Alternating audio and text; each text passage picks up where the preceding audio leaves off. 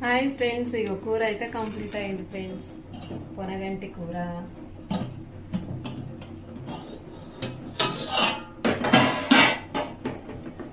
ఇంకో పొనగంటి కూర అయితే రెడీ అయింది. ఇంకా నేనైతే అన్నం తింటా ఇప్పుడు. సరేనా ఫ్రెండ్స్?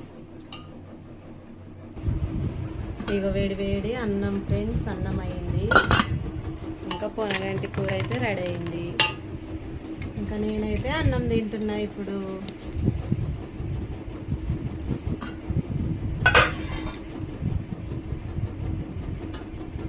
మస్తు ఆకలి అవుతుంది ఫ్రెండ్స్. లేట్ అయింది చాలా.